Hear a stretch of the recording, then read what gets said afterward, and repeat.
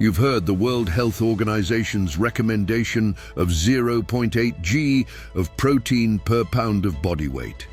However, your favorite nutritionist recommends 1.6 g per kilogram of body weight, and your nutritionist friend, whom you often see at the gym, recommends 2 g per kilogram. Who is right? Why do the amounts vary so much? Hi everyone, and welcome to this new video. Welcome to AI Health Talk 360, your health channel. Today we're focusing on protein. The recommended amount for good health is 0.8 g per kilogram of body weight. However, we now know that maintaining, preserving and developing muscle mass leads to better health, even for health reasons. Personally, I would recommend more than 0.8 grams per kilogram of body weight. This is more of a minimum than a recommendation. The current recommendation is 1.6 g per kilogram of body weight. There are a few exceptions to this, which we will discuss today. The first exception concerns periods of a calorie deficit. During this time, your body naturally uses protein more efficiently. Why? Because you have fewer energy resources available. Under these conditions, it is recommended that you increase your minimum protein intake. This should be between 1.8 and 2 grams per kilogram of body weight. The second reason is the quality of the protein used. If the quality of the protein is not high enough, you will need to consume more of it to reach the leucine threshold. But what is leucine? It is an essential amino acid. It is essential for anabolic signaling and the production of mTOR, the hormone that facilitates muscle building. Therefore, if you do not reach the leucine threshold of 3g, you will not trigger muscle building. It's as if you had all the workers on the construction site ready to start building. You have all the amino acids and all the concrete blocks are ready. But the site manager hasn't given the signal. Leucine is the signal that triggers construction, so we need it to start production. However, we also need the other amino acids to build the wall and house. Depending on the quality of the protein used, especially the highest quality, a lot of leucine can be obtained for few calories. For around 30 g of whey, you will get about 3 g of leucine and around 150 calories. That's a low calorie content for such a high leucine and protein content. However, if you switch to lower quality protein sources, you will still get protein, but you will consume more calories. Therefore, you will need to consume more calories to achieve the same effect. This is why it is important to choose high-quality protein sources. Thirdly, protein synthesis tends to decrease with age. The older you get, the more difficult it becomes to maintain your muscle mass because your level of physical activity tends to decrease. Therefore, to maintain muscle mass, you will need to work harder and do more weight training, as well as eating more protein. The recommended amount will therefore be slightly higher. Bear in mind that only 10% of the total protein you consume is used by your muscles. These recommendations are always given in relation to your weight.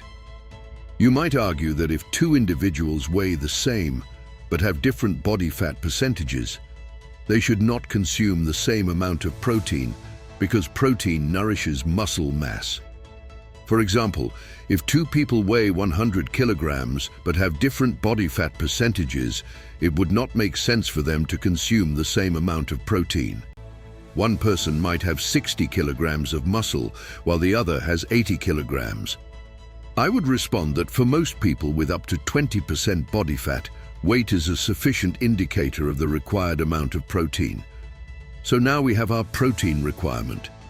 How many meals does it take to reach this amount? We recommend eating between 3 and 5 meals per day, but how should protein be distributed across these meals? My recommendation is simple. At breakfast, you are emerging from a period of fasting, so consuming protein will help to avoid muscle catabolism.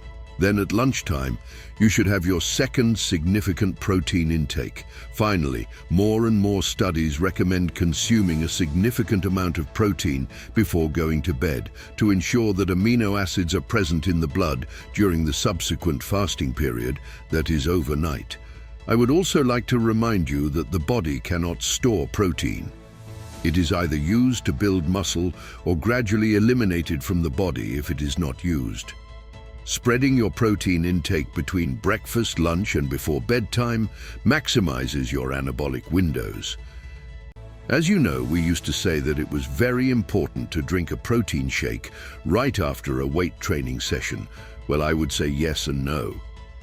While it's important to keep protein in your bloodstream, if you consume it regularly with every meal, you don't need to consume a large amount at once, especially not enough to trigger the leucine threshold. From that point on, you'll have enough protein. This anabolic window is considered to last 4 to 6 hours around your workout. The final consideration is the maximum amount of protein that can be consumed in a single meal. For a long time, the recommended amount was 20-25 g, but this doesn't make sense because the more I weigh, the more protein I need to consume. How can someone who weighs less have the same limit as someone who weighs more? It didn't make much sense to begin with. However, fairly recent studies conducted in 2016 compared the effects of consuming 40 g versus 20 g of protein per meal. They found that 40 g resulted in a greater increase in muscle mass. They even tested the effects of consuming up to 70 g of protein in a single serving versus 20 g, and again found an increase in muscle mass. It should also be noted that in reality, when consuming a large amount of protein, it is mixed with other macronutrients such as carbohydrates and lipids. These slow down protein digestion, allowing for more gradual absorption throughout the day. Finally, you may wonder if protein is safe. Is it easy for my body to absorb protein? Once again, studies on protein intake and its influence on health are fairly unanimous. They show that a relatively high protein intake is not only harmless, but even recommended, not too high, but relatively high. We have tested very high intakes with no risk. So you can be sure that with an intake of 1.6 to 2 g per kilogram of body weight, you are gaining health benefits rather than being at risk. I would like to reiterate that increasing your muscle mass is good for your health. If you have any other questions about protein or topics you would like us to cover on this channel, please let us know.